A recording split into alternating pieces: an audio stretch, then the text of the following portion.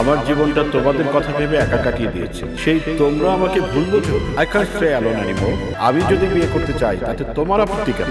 Wish you all the best বাবা। মা ছেড়ে গিয়েছিল, এখন তুমিও।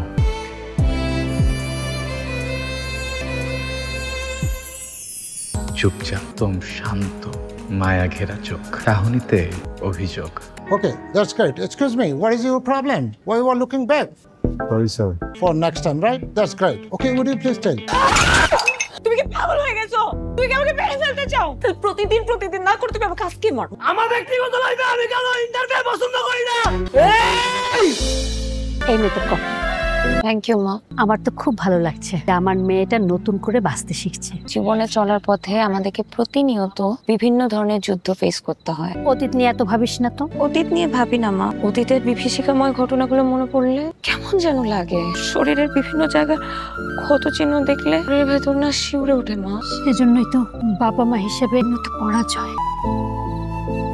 তোমার পড়াশোনার খবর কি, শেষ হয়েছে? বলতে পারছি না। তোমার কাছে তো আমার একটা এক্সপেকটেশন আছে।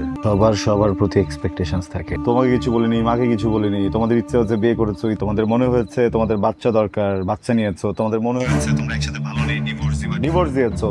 সন্তানরা কোথায় থাকলো, তাদের মেন্টাল হেলথের কি অবস্থা, কোথায় খাচ্ছে, কি করছে না করছে, কখন খাচ্ছে না খাচ্ছে, কিছুই তো তোমাদের কিছুই আসে না, রাইট? শোনো, তোমার মার সাথে ডিভোর্সটা আমার নিজের ইচ্ছায় হয়নি। যদি কিছু জানতে চাও, বুঝতে চাও, আমার সামনে এসে কথা বলো। দুজনেই চেয়েছো। ফোনটা রাখছি। আমি একটু রিয়নকে খুঁজছিলাম। রিয়নকে কেন আপু? একটা অ্যাসাইনমেন্ট করার কথা ছিল একসাথে। আচ্ছা আপু, আমি রিয়নকে বলে দিব। হ্যালো রিয়ন, আজিন বললো তুমি আমার নাম্বার খুঁজছিলে। ও বাইরে একটা গুড প্লেস আছে যেখানে আমরা অ্যাসাইনমেন্ট করতে পারি। ওকে, আমি সময় মতো চলে আসবো। জায়গাটা খুব সুন্দর। এই জায়গাটাকে অ্যাসাইনমেন্টের জন্য পারফেক্ট। সত্যি কথা বলবো, পড়াশোনার জন্য এই জায়গাটা একদমই ঠিক না। আমরা তো তাহলে ভালো বন্ধু হতে পারবো। আমার মনে হয় আমরা কখনো ভালো বন্ধু হতে পারবো না। আমি তোমার যে বয়সে একটু বড় হতে পারি। এসব কথা সাজিনকে বলো। সাজিন তোমার ইনস্টিটিউটে ছোট হয়ে ছিল, আমি না। অ্যাসাইনমেন্ট গতকাল রাতেই হয়ে গেছে। হোয়াটসঅ্যাপ চেক করো। কখন করলা? বড় লোকের ছেলে, গাড়ি হাঁকিয়ে বেড়াই। এই হাঁকানোর মাঝে মাঝে সাধারণ মানুষের মতো কিছু কাজ করি। ধন্যবাদ। কি হলো? বলো তো একাকিত্বের মানে কি? সবার থেকে আলাদা থাকা, একা একা থাকা। হয় নাকি? একাকিত্ব মানে বোবা হয়ে যাওয়া। মানুষ বলে বন্ধুদের সাথে সব শেয়ার করা যায়, কিন্তু আমার মনে হয় অচেনা মানুষের সাথে আরো বেশি শেয়ার করা যায়। আজকের দিনে আমার মা বাবার ডিভোর্স হয়েছিল। এরপরে মা আমাদের ছেড়ে ইউএসএ চলে যান। আমার বাবা আবার বিয়ে করতে চান। এটা কি খুব অস্বাভাবিক? তুমি বুঝবে না। আমি হয়তো বুঝবো না, কিন্তু তুমি কি কখনো বুঝতে চেয়েছো তোমার বাবা হয়তো এতদিন একা থাকতে থাকতে একাকিত্বটা আর মেনে নিতে পারছে না? আমি না সবার সামনে খুলে কথা বলতে পারি না। আজকে তোমার সাথে শেয়ার করতে পেরে খুব ভালো লাগছে। 2-3 দিন ধরে লিটারালি অ্যাভয়েড করতেছে আমারে। এত মেয়ে থাকতে ওর প্রেমেই তোর পড়া লাগলো কেন? আচ্ছা, পৃথিবীতে করার মতো এত কাজ থাকতে এই মেয়েটার আমাকে অ্যাভয়েডই করতে হলো কেন? সিনিয়র আপুর সাথে প্রেম করতে গেছো, এখন বোঝো। তোর সিনিয়র তোর কলেজে ছিল, আমার কলেজে ছিল না, আমার সিনিয়রও না। তোর যদি ভয় পেতে হয় তুই ভয় পা, আমাকে ভয় দিচ্ছিস কেন? থ্যাংক ইউ আসার জন্য। উপরে আসতে পারতে। না ঠিক আছে। তোমার তো আবার প্রাইভেসি ইস্যু আছে। বাবা আই এম সরি। কেন? তোমার রাইট আছে নিজের জীবন বোঝানোর। খুবই সরি বাবা। ইরা, একটু কথা বলতাম। তো একটু শর্ত। আমি সমস্যা? কোনো সমস্যা নাই। আমি কোনো ভুল করেছি?